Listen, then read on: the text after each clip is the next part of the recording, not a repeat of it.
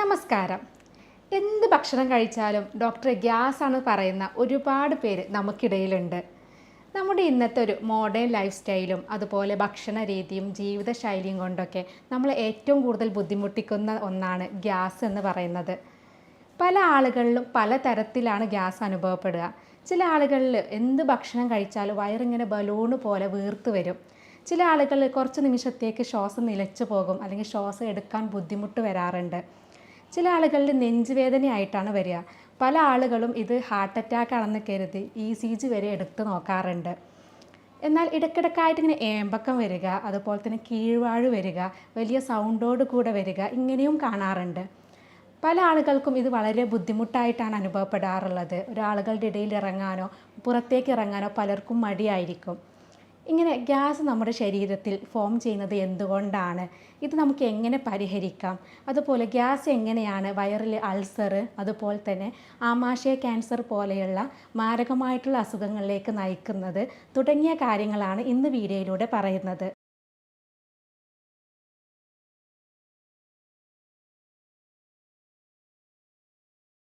ഞാൻ doctor Semiya, doctor Basil's homeo hospital, Pandikkad, Malappuram ജില്ല. നമുക്കറിയാം, നമ്മുടെ ദഹന വ്യവസ്ഥ എന്ന് പറയുന്നത് നമ്മുടെ വായ മുതൽ നമ്മുടെ മലദ്വാരം വരെ നീണ്ടു കിടക്കുന്ന ഒരു വലിയൊരു ട്രാക്റ്റാണ്. നമ്മുടെ വായയിൽ നിന്ന് ഫുഡ് അന്നനാളത്തിലേക്ക് എത്തും, അവിടെ നിന്ന് ആമാശയത്തിലെത്തി ചെറുകുടലും അതുപോലെ വൻകുടലും മലദ്വാരം വരെ നീണ്ടു കിടക്കുന്ന വലിയൊരു സിസ്റ്റാണ്. ഈ സിസ്റ്റത്തിൻ്റെ ഭാഗത്ത് എന്തൊരു അസുഖം വന്നു കഴിഞ്ഞിട്ടുണ്ടെങ്കിലും അതിൻ്റെ ഒരു പ്രധാന ലക്ഷണമായിട്ട് കാണിക്കുന്നത് ഗ്യാസാണ്. നമ്മുടെ വയറിൽ എന്തൊരു ബുദ്ധിമുട്ട് വന്നാലും, അത് അസിഡിറ്റി ആയിക്കോട്ടെ, നെഞ്ചിരിച്ചിൽ, പുളിച്ച് തികട്ടൽ, വയറ് സ്തംഭനം, വയറിന് എരിച്ചിൽ വരിക, വയർ കാളിച്ച വരിക, ഇടയ്ക്കിടയ്ക്കായിട്ട് വയറിൽ ഗ്യാസിൻ്റെ ഏമ്പക്കം വരിക, അതുപോലെ തന്നെ കീഴ്വാഴ് വരിക, എന്തൊരു ബുദ്ധിമുട്ട് വന്നാലും നമ്മൾ എന്താ പറയുക, എനിക്ക് ഗ്യാസ് ട്രബിൾ ആണെന്നാണ് പറയാറുള്ളത്. അപ്പോൾ എല്ലാ ഈ ബുദ്ധിമുട്ടുകളും ഗ്യാസാണോ? നമുക്കത് എങ്ങനെ മനസ്സിലാക്കാമെന്ന് നോക്കാം. നമുക്കറിയാം, അസിഡിറ്റി എന്ന് പറയുന്നത് കൂടുതലായിട്ട് ആസിഡ് ഉൽപ്പാദിപ്പിക്കുന്ന ഒരു പ്രക്രിയയാണ്. നമ്മുടെ വയറിൽ നമ്മുടെ ഭക്ഷണം എത്തിക്കഴിഞ്ഞിട്ടുണ്ടെങ്കിൽ അവിടെ കുറച്ച് എമൗണ്ടിൽ മിതമായിട്ടുള്ള അളവിൽ ആസിഡ് ഉൽപ്പാദിപ്പിക്കുന്നുണ്ട്. എന്നാൽ ഇത് കൂടുതലായിട്ട് ഉൽപ്പാദിപ്പിക്കുമ്പോഴാണ് നമ്മൾ അതിന് അസിഡിറ്റി എന്ന് പറയുന്നത്. കൂടുതലും കൃത്യസമയത്ത് ഭക്ഷണം കഴിക്കാത്ത ആളുകളിലാണ് ഈ അസിഡിറ്റിയുടെ പ്രശ്നം കണ്ടുവരുന്നത്. നമ്മൾ ചികിത്സിച്ചിട്ടില്ലെങ്കിൽ അൾസർ, അതുപോലെ ക്യാൻസർ പോലെയുള്ള അസുഖങ്ങളിലേക്ക് നയിക്കുന്നത് കൊണ്ട് തന്നെ നമ്മളിത് കറക്റ്റായിട്ട് ചികിത്സ എടുക്കുകയും അതിന് ശ്രദ്ധ കൊടുക്കുകയും വേണം. ഇതിൻ്റെ ഒരു പ്രധാന ലക്ഷണം എന്ന് പറയുന്നത് വയറെരിച്ചിലാണ്. ഭക്ഷണം കഴിച്ചാൽ വയർ എരിയുന്നത് അസിഡിറ്റിയുടെ ഒരു പ്രധാന ലക്ഷണമാണ്. നമ്മൾ ഭക്ഷണം കൃത്യസമയത്ത് കഴിച്ചിട്ടില്ലെങ്കിൽ നമ്മുടെ വയറിൻ്റെ ഭാഗത്ത് കാലിയാവുകയും അവിടെ ആസിഡ് വന്ന് നിറയും. ഈ ആസിഡ് നമ്മുടെ വയറിലുള്ള ആമാശയത്തിലുള്ള കോശങ്ങളിലൊക്കെ നീർക്കെട്ടുണ്ടാക്കും. നമ്മളതിന് ഇൻഫ്ലമേഷൻ അല്ലെങ്കിൽ ഗ്യാസ്ട്രൈറ്റിസ് എന്നാണ് പറയുക. പിന്നീട് കുറേ കാലം കഴിയുമ്പോൾ ഈ ആസിഡ് ഇങ്ങനെ കിടന്നു കഴിഞ്ഞിട്ടുണ്ടെങ്കിൽ അവിടെ പുണ്ണ് വരും, അൾസർ വരും. പിന്നീട് അത് ക്യാൻസർ പോലെയുള്ള അസുഖങ്ങളിലേക്ക് പോകാറുണ്ട്. അപ്പോൾ നമ്മുടെ വയറിൽ എന്ത് ആസിഡിൻ്റെ പ്രോബ്ലം വന്നു കഴിഞ്ഞിട്ടുണ്ടെങ്കിലും അത് ചികിത്സിക്കാതെ വരുമ്പോഴാണ് അൾസറും അതുപോലെ ക്യാൻസർ പോലെയുള്ള അസുഖങ്ങളിലേക്ക് ഇത് നയിക്കുന്നത്. പലപ്പോഴും ഈ ഫുഡുകൾ നമ്മുടെ വയറിലുള്ള ഫുഡുകൾ ദഹിക്കാതെ വരുമ്പോൾ അല്ലെങ്കിൽ ആസിഡ് വന്ന് നിറയുമ്പോൾ അവിടെയുള്ള ഈ ആസിഡും ദ്രാവകങ്ങളൊക്കെ നമ്മുടെ അന്നനാളത്തിലേക്ക് കയറുമ്പോഴാണ് നമുക്കവിടെ GERD എന്ന് പറയും, ഗ്യാസ്ട്രോ ഈസോഫാഗൽ റിഫ്ലക്സ് ഡിസീസ്. ഈ അന്നനാളത്തിലും ഇതുപോലെ ഇൻഫ്ലമേഷനും അതുപോലെ നീർക്കെട്ടൊക്കെ ഉണ്ടാക്കി അവിടെ അൾസർ ഉണ്ടാക്കാറുണ്ട്. അതുകൊണ്ടാണ് നമുക്ക് നെഞ്ചിരിച്ചിൽ, പുളിച്ച് തികട്ടൽ പോലെയുള്ള ലക്ഷണങ്ങൾ നമ്മൾ അസിഡിറ്റിയുടെ കൂടെ തന്നെ കാണിക്കുന്നത്. എന്നാൽ ഈ GERD എന്ന് പറയുന്നത് എല്ലാവരിലും വരണമെന്നില്ല. നമ്മുടെ അന്നനാളത്തിൽ നിന്ന് നമ്മുടെ ആമാശയത്തിലേക്ക് ഫുഡ് പോകുന്ന സമയത്ത് അവിടെ കുറച്ച് പേശികളുണ്ട്. ഈ പേശികൾ ഇങ്ങനെ ഓപ്പൺ ആവും അതുപോലെ ക്ലോസ് ആവും ചെയ്യുമ്പോഴാണ് വയറിലേക്ക് ഫുഡ് എത്തുന്നത്. എന്നാൽ ഈ പേശികൾക്ക് എന്തെങ്കിലും ഒരു പ്രശ്നം വന്നു കഴിഞ്ഞാൽ, അത് ബലക്കുറവോ അല്ലെങ്കിൽ അവിടെ എന്തെങ്കിലും അസുഖങ്ങൾ വന്നു കഴിഞ്ഞിട്ടുണ്ടെങ്കിൽ കറക്റ്റായിട്ടുള്ള ഫുഡ് ആമാശയത്തിലെത്തില്ല, അല്ലെങ്കിൽ ദഹിക്കാത്ത ഫുഡ് ആമാശയത്തിൽ നിന്ന് വയറിൽ നിന്ന് മേലോട്ട് പോകും. ഇങ്ങനെ വന്നു കഴിഞ്ഞാലും ഇവിടെ നമ്മുടെ അന്നനാളത്തിൻ്റെ ഭാഗത്ത് നീർക്കെട്ടും അതുപോലെ തന്നെ അൾസറൊക്കെ ഉണ്ടാക്കാനുള്ള സാധ്യതയുണ്ട്. അതുകൊണ്ടാണ് നമുക്ക് നെഞ്ചിരിച്ചിലും പുളിച്ച് തികട്ടലൊക്കെ ഇതിൻ്റെ കൂടെ തന്നെ വരുന്നത്. ഇനി വയറിലുണ്ടാകുന്ന അൾസർ നമുക്കറിയാം, പ്രധാനമായിട്ടുള്ള ഒരു കാരണം എന്ന് പറയുന്നത് H. പൈലോറി ബാക്ടീരിയയുടെ ഇൻഫെക്ഷനാണ്. എന്നാൽ ഇത് മാത്രമല്ല, സ്ഥിരമായിട്ട് അസിഡിറ്റി വന്നു കഴിഞ്ഞാലും അത് അൾസറിലോട്ട് പോകാറുണ്ട്. ഇനി സ്ട്രെസ്സ്, അതുപോലെ തന്നെ പുകവലി, മദ്യപാന ശീലമുള്ളവരിലും കൂടുതലായിട്ട് ആസിഡ് ഉൽപ്പാദിപ്പിക്കും. സ്ട്രെസ്സ് ആസിഡ് ഉൽപ്പാദിപ്പിക്കാനുള്ള ഒരു പ്രധാന കാരണമാണ്. അതുകൊണ്ടാണ് സ്ഥിരമായിട്ട് ഈ ടെൻഷനുള്ള ആളുകളിലൊക്കെ ഈ അസിഡിറ്റിയുടെ പ്രശ്നങ്ങൾ കണ്ടുവരുന്നത്. അപ്പോൾ ഇത്തരം കാരണങ്ങൾ കൊണ്ടൊക്കെ അസിഡിറ്റി വരാം. എന്നാൽ ചില ഭക്ഷണങ്ങളുണ്ട്, ചില ഭക്ഷണങ്ങളും ആസിഡ് ഉൽപ്പാദിപ്പിക്കാറുണ്ട്. അതിൽപ്പെട്ടതാണ് എള്ളെണ്ണ, അതുപോലെ സൺഫ്ലവർ ഓയിൽ, പച്ചക്കായ, ഇങ്ങനെയുള്ള ബാർലി, അതുപോലെ തന്നെ ചോളം പോലെയുള്ള പയറ് വർഗ്ഗങ്ങൾ, അങ്ങനെയുള്ള ഫുഡുകളിലൊക്കെ കൂടുതലായിട്ട് അസിഡിറ്റി ഉണ്ടാക്കുന്നുണ്ട്. അപ്പോൾ സ്ഥിരമായിട്ട് ഇങ്ങനെയുള്ള ഫുഡുകൾ കഴിക്കുന്ന ആളുകളിലും അസിഡിറ്റിയുടെ പ്രശ്നം കണ്ടുവരുന്നുണ്ട്. പലരും അസിഡിറ്റി വന്നു കഴിഞ്ഞാലും എന്താ പറയുക, ഡോക്ടർ എനിക്ക് ഗ്യാസ് ആണെന്നാണ്. എന്നാൽ ഈ അസിഡിറ്റിയും ഗ്യാസും ഒന്നാണോ? നമുക്ക് നോക്കാം. നമ്മൾ എന്ത് ഭക്ഷണം കഴിച്ചാലും, അല്ലെങ്കിൽ വെള്ളം കുടിച്ചാൽ, അല്ലെങ്കിൽ എന്തെങ്കിലും പാനീയങ്ങൾ കുടിച്ചാലും, അതുപോലെ ഉമിനീരിറക്കുമ്പോഴൊക്കെ പുറത്തിൽ നിന്ന് കുറച്ച് എമൗണ്ട്, മിതമായിട്ടുള്ള അളവിൽ വായു നമ്മുടെ ആമാശയത്തിലേക്ക് എത്തുന്നുണ്ട്. നമ്മുടെ വയറിലാണ് അത് കളക്ട് ചെയ്യുന്നത്. അതുപോലെ തന്നെ നമ്മൾ ഭക്ഷണം ദഹനത്തിന് ശേഷം hydrogen, methane, carbon dioxide പോലെയുള്ള ഗ്യാസുകൾ പുറത്തേക്ക് വിടുന്നുണ്ട്. ഇങ്ങനെ ഭക്ഷണങ്ങൾ കൂടുതൽ കഴിക്കുമ്പോൾ, അല്ലെങ്കിൽ കൂടുതൽ ഗ്യാസ് അടങ്ങിയിട്ടുള്ള ഭക്ഷണങ്ങൾ കഴിക്കുമ്പോൾ ദഹനശേഷം കൂടുതലായിട്ട് ഗ്യാസ് ഉൽപ്പാദിപ്പിക്കും. അതാണ് നമുക്ക് വയറ് വീർക്കലും വയറ് സ്തംഭനം പോലെയൊക്കെ ഗ്യാസിൻ്റെ ബുദ്ധിമുട്ടായിട്ട് അനുഭവപ്പെടുന്നത്. പല ആളുകളിലും പല രൂപത്തിലാണ് ഗ്യാസ് വരുന്നത്. ചില ഭക്ഷണങ്ങൾ കഴിച്ചാൽ കൂടുതലായിട്ട് ഗ്യാസ് ഉൽപ്പാദിപ്പിക്കാറുണ്ട്. അത് അത്തരം ഭക്ഷണങ്ങളിൽ കൂടുതൽ ഗ്യാസ് ഉള്ളത് കൊണ്ടാണ്. അതുപോലെ നമുക്ക് കറക്റ്റായിട്ട് മുഴുവനായിട്ട് ദഹിക്കാതെ വന്നു കഴിഞ്ഞാലും ഗ്യാസിൻ്റെ പ്രശ്നം കാണിക്കാറുണ്ട്. അതുപോലെ ചെറുകുടലിൽ ഭക്ഷണം ദഹിക്കാതിരുന്നു കഴിഞ്ഞാൽ വൻകുടലിൻ്റെ ഭാഗത്ത് ഗ്യാസ് ഫോം ചെയ്യാറുണ്ട്. അതുപോലെ തന്നെ നമ്മുടെ വയറിൻ്റെ ഭാഗത്ത്, അല്ലെങ്കിൽ അന്നനാളത്തിൻ്റെ ഭാഗത്ത്, നെഞ്ചിൻ്റെ ഭാഗത്തൊക്കെ എന്തെങ്കിലും അസുഖങ്ങൾ വന്നു കഴിഞ്ഞിട്ടുണ്ടെങ്കിലും നമുക്ക് ഗ്യാസിൻ്റെ ഇഷ്യൂസ് കാണിക്കാറുണ്ട്. നമ്മൾ നേരത്തെ പറഞ്ഞു, അസിഡിറ്റി വരാനുള്ള ഒരു പ്രധാന കാരണം എന്ന് പറയുന്നത് കൃത്യസമയത്ത് ഭക്ഷണം കഴിക്കാത്തതാണ്. അതുപോലെ തന്നെയാണ് ഗ്യാസ് ഉണ്ടാകുന്നതും അതുകൊണ്ടാണ്. കൃത്യസമയത്ത് ഭക്ഷണം കഴിച്ചിട്ടില്ലെങ്കിൽ വയറിൽ ഗ്യാസ് ഫോം ചെയ്യും. അതുപോലെ കൂടുതൽ നാരുകൾ അടങ്ങിയിട്ടുള്ള ഫുഡുകളും, അതുപോലെ അന്നജം കൂടുതൽ അടങ്ങിയിട്ടുള്ള, കാർബോഹൈഡ്രേറ്റ്സ് കൂടുതൽ അടങ്ങിയിട്ടുള്ള ഫുഡുകളിൽ കഴിക്കുന്നതും കൂടുതലായിട്ട് ഗ്യാസ് ഫോം ചെയ്യാറുണ്ട്. അതുപോലെ കൂടുതലായിട്ട് മധുരമുള്ള ഭക്ഷണങ്ങൾ കഴിക്കുന്നതും ഗ്യാസ് ഉണ്ടാക്കാറുണ്ട്. പല ആളുകൾക്കും പല ഭക്ഷണത്തിൽ നിന്നായിരിക്കും ഗ്യാസ് ഉണ്ടാകുന്നത്. എന്നാൽ ഭൂരിപക്ഷ ആളുകളിലും ഗ്യാസ് ഉണ്ടാക്കുന്ന ചില ഫുഡുകളുണ്ട്. അതായത് പയറ് വർഗ്ഗങ്ങൾ, കിഴങ്ങ് വർഗ്ഗങ്ങൾ, അതുപോലെ തന്നെ പരിപ്പ് വർഗ്ഗങ്ങൾ, ഇവയിലൊക്കെ കൂടുതലായിട്ട് ഗ്യാസ് ഫോം ചെയ്യുന്നുണ്ട്. അതുപോലെ ക്യാബേജ്, കോളിഫ്ലവർ, എണ്ണ അടങ്ങിയിട്ടുള്ള ഫുഡുകൾ, അധികം മസാല അടങ്ങിയിട്ടുള്ള ഫുഡുകളിലൊക്കെ ഗ്യാസ് കൂടുതലുണ്ട്. അപ്പോൾ ഇത്തരം ഫുഡുകൾ കഴിച്ച് കഴിഞ്ഞിട്ടുണ്ടെങ്കിലും ഗ്യാസ് നമുക്ക് കൂടുതലായിട്ട് ഫോം ചെയ്യാം. അതുപോലെ ചില ആളുകളുണ്ട്, പെട്ടെന്ന് ഒരു ദിവസം വെച്ച് ഡയറ്റ് എടുക്കുന്ന ആളുകൾ, നാളെ ഞാൻ ഡയറ്റ് എടുക്കുകയാണ് അതുകൊണ്ട് ഭക്ഷണം വേണ്ടാന്ന് പറയുന്ന ആളുകളുണ്ട്. അങ്ങനെ സ്ഥിരമായിട്ട് നമ്മൾ ഡയറ്റിൽ വന്നു കഴിഞ്ഞിട്ടുണ്ടെങ്കിൽ അവിടെ ഗ്യാസ് വരാനുള്ള സാധ്യതയുണ്ട്. അപ്പോൾ ഇത്തരം കാര്യങ്ങൾ കൊണ്ടൊക്കെയാണ് നമുക്ക് ഗ്യാസ് കൂടുതലായിട്ട് ഫോം ചെയ്യുന്നത്. പയറുവർഗ്ഗങ്ങളിൽ ഗ്യാസ് വരാനുള്ള ഒരു പ്രധാന കാരണം എന്ന് പറയുന്നത്, ഇത് ദഹിപ്പിക്കുന്ന സമയത്ത് ബാക്ടീരിയ കൂടുതലായിട്ട് മീഥേൻ നിറയുന്ന ഗ്യാസ് കൂടുതലായിട്ട് പുറത്തേക്ക് വിടും. അതുകൊണ്ടാണ് പയറുവർഗ്ഗങ്ങൾ കഴിക്കുമ്പോൾ ഗ്യാസിൻ്റെ ബുദ്ധിമുട്ട് വരുന്നത്. അതുപോലെ പാലുൽപ്പന്നങ്ങൾ അലർജിയുള്ള കുറച്ച് ആളുകളുണ്ട്. ഇവർക്കും ഇതുപോലെ പാലുൽപ്പന്നങ്ങൾ കഴിച്ചു കഴിഞ്ഞിട്ടുണ്ടെങ്കിൽ ഗ്യാസിൻ്റെ ബുദ്ധിമുട്ടുണ്ടാക്കാം. അതുപോലെ ദഹിക്കാത്ത പാലുണ്ടെങ്കിൽ അത് ബാക്ടീരിയ ആഹാരമാക്കുമ്പോൾ കൂടുതലായിട്ട് ഗ്യാസ് പുറത്തേക്ക് വിടും. ഇങ്ങനെയും നമുക്ക് ഗ്യാസിൻ്റെ ഇഷ്യൂസ് വരാറുണ്ട്. അപ്പോൾ ഇങ്ങനെ ഗ്യാസിൻ്റെ ബുദ്ധിമുട്ട് വരുമ്പോഴാണ് നമുക്ക് വയറ് വീർക്കുന്നതും വയറിന് സ്തംഭനം വരുന്നതും വയറ് ബലൂണ് പോലെ ഭക്ഷണം കഴിച്ചാൽ വീർത്ത് വരുന്നതൊക്കെ ഇതുകൊണ്ടാണ്. ചില ആളുകൾക്ക് അത് നമ്മുടെ അന്നനാളത്തിലോട്ട് കയറിയിട്ട് നെഞ്ചിൻ്റെ ഭാഗത്ത് എന്തോ തങ്ങി നിൽക്കുന്നത് പോലെ, അല്ലെങ്കിൽ തൊണ്ടയുടെ ഭാഗത്ത് എന്തോ കുടുങ്ങി നിൽക്കുന്നത് പോലെയൊക്കെ അനുഭവപ്പെടാറുണ്ട്. അങ്ങനെയുള്ളവർക്ക് ഭക്ഷണം ഇറക്കാൻ ബുദ്ധിമുട്ടൊക്കെ അനുഭവപ്പെടാറുണ്ട്. അപ്പോൾ ഇതൊക്കെ ഗ്യാസിൻ്റെ ഭാഗമായിട്ട് വരുന്നതാണ്. ഈ നേരത്തെ പറഞ്ഞു, ഭക്ഷണത്തിലല്ലാതെ നമുക്ക് പല രോഗങ്ങൾ കൊണ്ടും ഗ്യാസ് വരാം. നമ്മുടെ അന്നനാളത്തിൽ വരുന്ന ഈസോഫാഗൈറ്റിസ്, അതുപോലെ അൾസർ, ആമാശയത്തിൽ വരുന്ന ഗ്യാസ്ട്രൈറ്റിസ്, അൾസർ, പുണ്ണ്, ആമാശയ ക്യാൻസർ പോലെയുള്ള മാരകമായിട്ടുള്ള രോഗങ്ങളുടെ കൂടെയും നമുക്ക് ഗ്യാസിൻ്റെ ലക്ഷണങ്ങൾ കാണിക്കാറുണ്ട്. ചില ആളുകൾ ഇങ്ങനെ ഗ്യാസ് വരുമ്പോൾ പലപ്പോഴും അത് നിസ്സാരമാക്കുകയാണ് ചെയ്യാറുള്ളത്. ചെറിയൊരു ഗ്യാസിൻ്റെ ഇഷ്യൂ അല്ലെന്ന് പറഞ്ഞ് നമ്മൾ വീട്ടിലൊക്കെ എന്തെങ്കിലും പൊടിക്കൈകളൊക്കെ ചെയ്തിട്ട് അത് മാറ്റിയെടുക്കുകയാണ് ചെയ്യാറുള്ളത്. എന്നാൽ മറ്റു ചിലരാണെങ്കിലോ ചെറിയൊരു വേദന വരുമ്പോഴേക്കും പെട്ടെന്ന് തന്നെ നെഞ്ചുവേദനയൊക്കെ ആണെന്ന്, ഹാർട്ട് അറ്റാക്ക് ആണെന്നൊക്കെ കരുതി ECG, എക്കോ വരെ എടുത്ത് നോക്കാറുണ്ട്. അപ്പോൾ ഇങ്ങനെയുള്ള ഗ്യാസിൻ്റെ ഇഷ്യൂസ് കാണിക്കുകയാണെങ്കിൽ നമ്മളത് കറക്റ്റായിട്ടുള്ള രോഗനിർണയം നടത്തി കഴിഞ്ഞിട്ടുണ്ടെങ്കിൽ നമുക്കത് എന്താണ് മനസ്സിലാക്കി ട്രീറ്റ്മെൻറ്റ് എടുത്ത് നമുക്ക് പൂർണ്ണമായിട്ട് തന്നെ മാറ്റിയെടുക്കാൻ പറ്റുന്ന ഒരു അസുഖമാണ് ഗ്യാസ് എന്ന് പറയുന്നത്. ഇനി ചില ആളുകൾ നമ്മുടെ ഒ പിയിൽ വന്നിട്ട് ചോദിക്കാറുണ്ട്, ഡോക്ടർ എനിക്ക് ഗ്യാസ് ആണ്, ഇത് ക്യാൻസറിൻ്റെ എന്തെങ്കിലും പ്രശ്നമാണോ, എനിക്ക് വയറിൽ ക്യാൻസർ ഉണ്ടോ എന്ന് ചോദിക്കാറുണ്ട്. ആമാശയ ക്യാൻസറിൻ്റെ ഒരു പ്രധാനമായിട്ടുള്ള ആദ്യ ലക്ഷണം എന്ന് പറയുന്നത് ഗ്യാസ് തന്നെയാണ്. നമുക്ക് വയറ് എന്തെങ്കിലും ഭക്ഷണം കഴിച്ചു കഴിഞ്ഞാൽ വയറിങ്ങനെ വീർത്ത് വരും, വയറിൽ മടുപ്പ് വരിക, ഭക്ഷണത്തിന് കുറച്ച് കഴിക്കുമ്പോഴേക്കും വയറ് നിറഞ്ഞ പോലെ ഫീൽ ചെയ്യുക, ഇങ്ങനെയൊക്കെ വരുന്നുണ്ടെങ്കിൽ അത് ആമാശയ ക്യാൻസറിൻ്റെ ഒരു തുടക്ക ലക്ഷണമാണ്. കാരണം നമ്മുടെ വയറിലുള്ള അല്ലെങ്കിൽ ആമാശയത്തിലുള്ള നോർമലായിട്ട് കാണുന്ന സെൽസിന് പകരം ക്യാൻസർ സെൽസ് അവിടെ വളരുമ്പോഴാണ് നമുക്കിങ്ങനെ വയറ് നിറഞ്ഞ പോലെയൊക്കെ ഫീൽ ചെയ്യുന്നത്.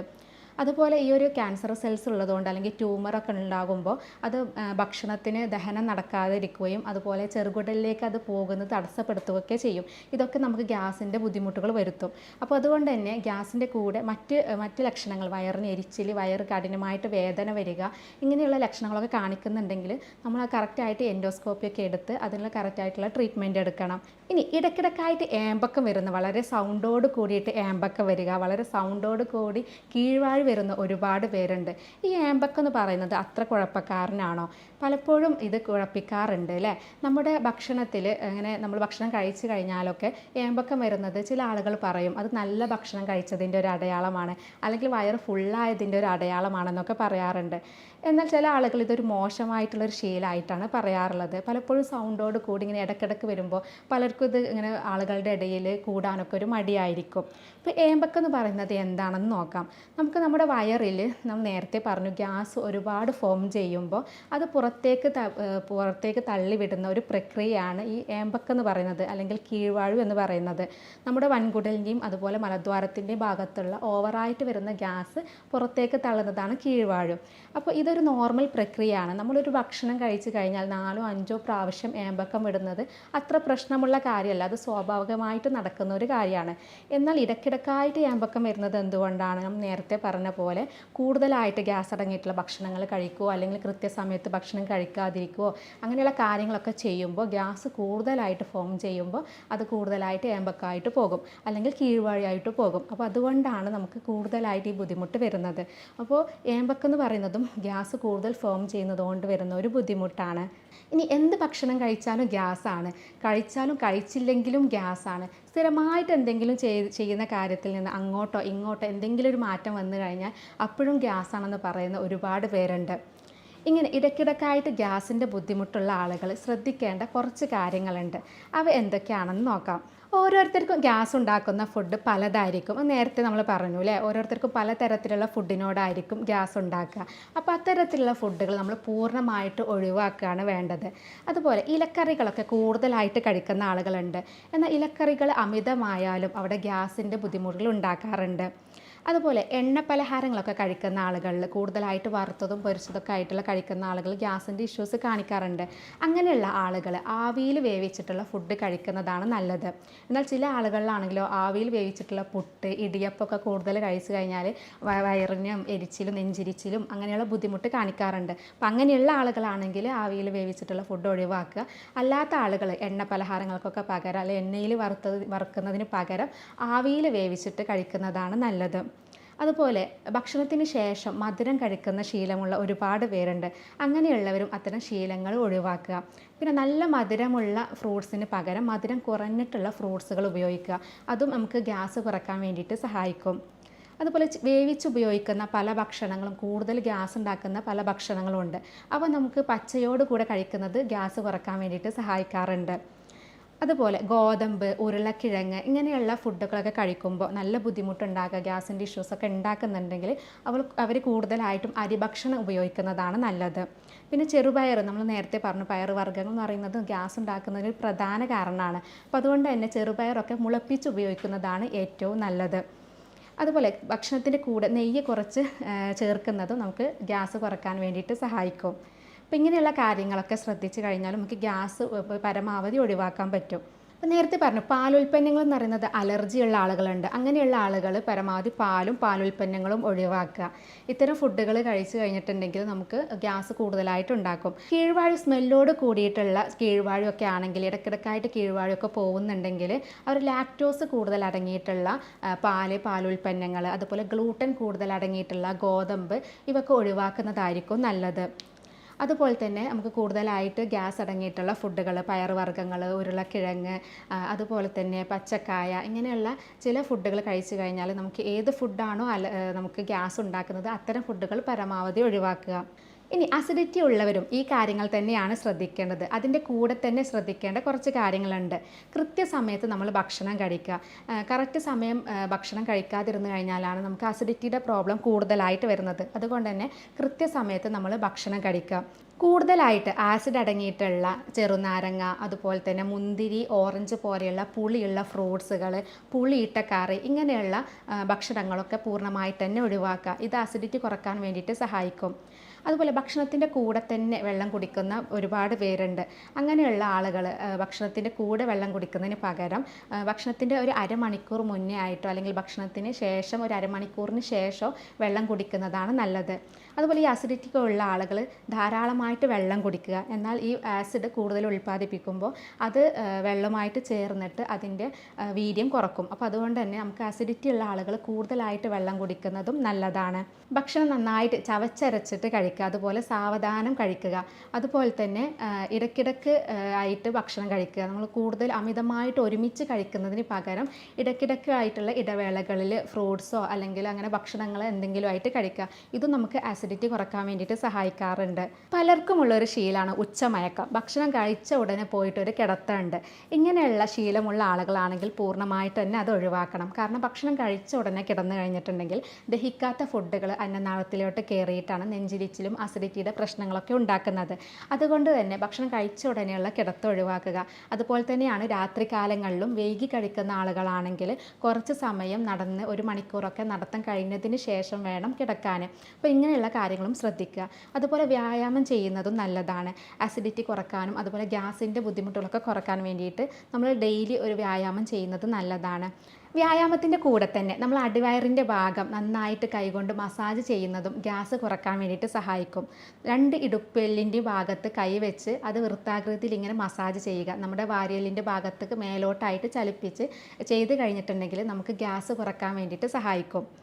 ഇനി ഇങ്ങനെ സ്ഥിരമായിട്ട് അസിഡിറ്റി അതുപോലെ തന്നെ ഗ്യാസിൻ്റെ ഇഷ്യൂസ് വരുന്ന ആളുകളാണെങ്കിൽ വീട്ടിൽ വെച്ച് ചെയ്യാവുന്ന കുറച്ച് പൊടിക്കൈകൾ പറഞ്ഞു തരാം.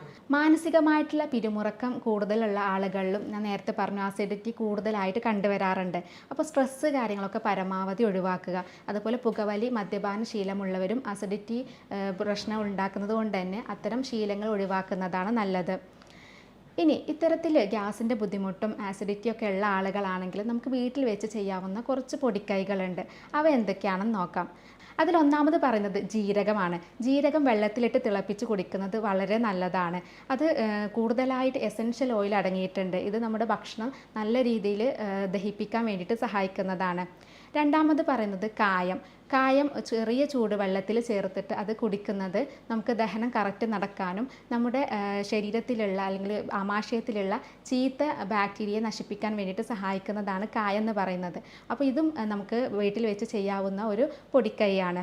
അതുപോലെ മറ്റൊന്നാണ് ഇഞ്ചി. ഒരുപാട് ആൻറ്റി ഓക്സിഡൻസ് അടങ്ങിയിട്ടുള്ളതാണ് ഇഞ്ചി. അപ്പോൾ നമുക്ക് ഭക്ഷണത്തിന് ശേഷം ഇഞ്ചി നീര് കുടിക്കുന്നത്, അതുപോലെ ഇഞ്ചിയിട്ട് തിളപ്പിച്ചിട്ട് വെള്ളം കുടിക്കുന്നത്, അതുപോലെ ഇഞ്ചി ചായ കുടിക്കുന്നതൊക്കെ വളരെ നല്ലതാണ്. അതുപോലെ അയമോദകം 1 ടീസ്പൂൺ അയമോദകവും അതുപോലെ 1 ടീസ്പൂൺ കല്ലുപ്പും ചേർത്ത് വെള്ളത്തിലിട്ട് തിളപ്പിച്ചിട്ട് അതിൻ്റെ വെള്ളം കുടിക്കുന്നതും നമുക്ക് ഗ്യാസും അതുപോലെ അസിഡിറ്റിയൊക്കെ കുറയാൻ വേണ്ടിയിട്ട് സഹായിക്കും. അതുപോലെ തന്നെയാണ് ജാതിക്ക ചുട്ടരച്ചിട്ട് അത് തേനിൽ ചേർത്തിട്ട് കഴിക്കുന്നതും നമുക്ക് ഗ്യാസ് പോകാൻ വേണ്ടിയിട്ട് സഹായിക്കും. വെളുത്തുള്ളിയും അതുപോലെ ഗ്യാസ് പോകാൻ വേണ്ടിയിട്ട് സഹായിക്കുന്ന ഒന്നാണ്. വെളുത്തുള്ളി നന്നായിട്ട് ചതച്ച് ഒരു 2-3 ഇല്ലി എടുത്ത് ചതച്ച് ഒരു ഗ്ലാസ് പാലിൽ ചേർത്ത് തിളപ്പിച്ചിട്ട് അത് കുടിക്കുന്നത് വളരെ നല്ലതാണ്. അല്ലെങ്കിൽ വെളുത്തുള്ളി ഇട്ട് തിളപ്പിച്ച വെള്ളം കുടിക്കുന്നത് നല്ലതാണ്. എന്നാൽ പാൽ അലർജി ഉള്ളതോ അല്ലെങ്കിൽ പാൽ ഗ്യാസ് ഉണ്ടാക്കുന്ന ആളുകളാണെങ്കിൽ പാൽ ഒഴിവാക്കുന്നതായിരിക്കും നല്ലത്. അതുപോലെ ഗ്രാമ്പു ഇട്ട് തിളപ്പിച്ചിട്ടുള്ള വെള്ളം കുടിക്കുന്നതും ഗ്യാസും അസിഡിറ്റിയൊക്കെ കുറക്കാൻ വേണ്ടിയിട്ട് സഹായിക്കും. അപ്പോൾ ഇത്തരം കാര്യങ്ങൾ, ഇത്തരം പൊടിക്കൈകളൊക്കെ ചെയ്ത് കഴിഞ്ഞാൽ ഒരു പരിധി വരെ നമുക്ക് ആശ്വാസം കിട്ടാറുണ്ട്. അത് നമുക്ക് ഗ്യാസ് വരാതിരിക്കാനും, ഗ്യാസ് ഉള്ള ആളുകൾ, പെട്ടെന്നൊക്കെ ഗ്യാസ് കയറിയിട്ട് വയറ് സ്തംഭനമൊക്കെ വന്ന ആളുകളാണെങ്കിൽ ഈ കാര്യങ്ങൾ ചെയ്ത് കഴിഞ്ഞിട്ടുണ്ടെങ്കിൽ പെട്ടെന്ന് ഗ്യാസ് ഏമ്പക്കമായിട്ടോ അല്ലെങ്കിൽ കീഴ്വായു ആയിട്ടോ പോകാൻ വേണ്ടിയിട്ട് സഹായിക്കും. ഇങ്ങനെ ഇടയ്ക്കിടയ്ക്ക് ആയിട്ട് ഗ്യാസ് വരുന്ന ആളുകൾ ഇത് നിസ്സാരമാക്കരുത്. നമ്മളതിന് കറക്റ്റായിട്ടുള്ള ട്രീറ്റ്മെൻറ്റ് എടുക്കണം. നമ്മൾ ഡോക്ടറെ കാണിച്ചിട്ടുള്ള ടെസ്റ്റുകൾ ചെയ്യണം. ഫാറ്റി ലിവർ, കൊളസ്ട്രോൾ, തൈറോയിഡ് പോലെയുള്ള അസുഖങ്ങളിൽ നമുക്ക് ഗ്യാസിൻ്റെ ബുദ്ധിമുട്ട് കാണിക്കാറുണ്ട്. ഫാറ്റി ലിവർ എന്ന് പറയുന്നത് നമ്മുടെ ലിവറിൻ്റെ ഭാഗത്ത് ഫാറ്റ് അല്ലെങ്കിൽ കൊളസ്ട്രോൾ കെട്ടിക്കിടക്കുന്നതാണ് ഫാറ്റി ലിവർ എന്ന് പറയുന്നത്. അപ്പോൾ ഈ ഫാറ്റി ലിവർ വന്നു കഴിഞ്ഞിട്ടുണ്ടെങ്കിൽ നമുക്കവിടെ ബൈൽ എന്ന് പറയുന്നത് പിത്തം ഉൽപ്പാദിപ്പിക്കുന്നതിൽ പ്രശ്നങ്ങൾ വരും. ഈ പിത്തം നമുക്ക് ഭക്ഷണത്തിൽ ദഹിക്കാൻ വേണ്ടി സഹായിക്കുന്ന ഒന്നാണ്. അപ്പോൾ ഇതിൻ്റെ പ്രശ്നങ്ങൾ കാരണം നമുക്ക് വയറിൽ ഗ്യാസിൻ്റെ ദഹന പ്രശ്നങ്ങളും അതിന് ഗ്യാസിൻ്റെ ബുദ്ധിമുട്ടൊക്കെ ഉണ്ടാകും. അപ്പോൾ ഫാറ്റി ലിവർ ഒക്കെ ഉണ്ടോ എന്നറിയാൻ വേണ്ടിയിട്ട് നമ്മൾ വയറ് സ്കാനിങ് ചെയ്യുന്നത് വളരെ നല്ലതാണ്. അതുപോലെ തന്നെ കൊളസ്ട്രോൾ കൂടുതലുള്ള ആളുകളിലും ഗ്യാസിൻ്റെ ഇഷ്യൂസ് കാണിക്കുന്നുണ്ട്. അതുകൊണ്ട് തന്നെ നമ്മൾ രക്തം പരിശോധിച്ച് ലിപ്പിഡ് പ്രൊഫൈലൊക്കെ കറക്റ്റായിട്ട് നോക്കുക. ഇങ്ങനെയുള്ള ബുദ്ധിമുട്ടൊക്കെ വരുന്നവരാണെങ്കിൽ ഇതുപോലെ രക്തം പരിശോധിക്കുന്നത്, തൈറോയിഡ് നോക്കുന്നതൊക്കെ വളരെ നല്ലതാണ്. ഇനി വയറിൽ എന്തെങ്കിലും ബുദ്ധിമുട്ടുകളുണ്ടോ, പുണ്ണോ അൾസറോ അല്ലെങ്കിൽ ആമാശയ ക്യാൻസർ പോലെയുള്ള എന്തെങ്കിലും അസുഖങ്ങളുണ്ടോ എന്നറിയാൻ വേണ്ടിയിട്ട് നമുക്ക് എൻഡോസ്കോപ്പി എടുക്കുന്നത് നല്ലതാണ്. എൻഡോസ്കോപ്പിയിലൂടെ നമുക്ക് എന്തെങ്കിലും തടിപ്പോ കാര്യങ്ങളൊക്കെ വന്നു കഴിഞ്ഞിട്ടുണ്ടെങ്കിൽ ആ തടിപ്പിൽ നിന്ന് നമ്മൾ ബയോപ്സി ചെയ്ത് കഴിഞ്ഞാൽ അത് ക്യാൻസർ ആണോ അല്ലെങ്കിൽ മറ്റ് പോളിപ്പ് പോലെയുള്ള മറ്റെന്തെങ്കിലും ആണോ എന്നുള്ളത് നമുക്ക് അറിയാൻ പറ്റും. അപ്പോൾ ഇത്തരം ടെസ്റ്റുകളൊക്കെ ചെയ്തിട്ട് കറക്റ്റായിട്ടുള്ള ട്രീറ്റ്മെൻറ്റ് എടുത്തു കഴിഞ്ഞാൽ നമുക്ക് ഗ്യാസിൻ്റെ ബുദ്ധിമുട്ട് പൂർണ്ണമായിട്ട് തന്നെ ഒഴിവാക്കാം. ഇനി ചികിത്സയിലേക്ക് വരികയാണെങ്കിൽ ഇതിന് വളരെ ഫലപ്രദമായിട്ടുള്ള ചികിത്സ ലഭ്യമാണ്. പലപ്പോഴും ഗ്യാസ് ഇത് മാറില്ല, ഇത് എല്ലാവർക്കും ഉള്ളതാണ് എന്ന് പലരും ഇതിനെ അവഗണിക്കാറാണ് പതിവ്. എന്നാൽ ഇത് കറക്റ്റായിട്ട് ചികിത്സ എടുത്താൽ പൂർണ്ണമായിട്ട് തന്നെ മാറ്റിയെടുക്കുന്ന ഒന്നാണ് ഗ്യാസ് എന്ന് പറയുന്നത്. അപ്പോൾ അതുകൊണ്ട് തന്നെ ഇതിൽ ഫലപ്രദമായിട്ടുള്ള ചികിത്സ ലഭ്യമാണ്. രോഗിയുടെ ശാരീരികവും മാനസികവുമായിട്ടുള്ള കാര്യങ്ങൾ പഠിച്ച് യൂറോപ്യൻ നിർമ്മിത സോഫ്റ്റ്വെയറുകൾ ഉപയോഗിച്ചിട്ടാണ് നമ്മളിവിടെ രോഗനിർണയവും മരുന്ന് നിർണയവും നടത്തുന്നത്. അതുകൊണ്ട് തന്നെ ജർമ്മൻ മെഡിസിൻസ് ഉപയോഗിച്ചുള്ള പൊട്ടൻസി മരുന്നുകൾ ഉപയോഗിക്കുന്നത് കൊണ്ട് തന്നെ നമുക്കറിഞ്ഞ് കറക്റ്റായിട്ടുള്ള ചികിത്സ കൊടുക്കാൻ പറ്റാറുണ്ട്.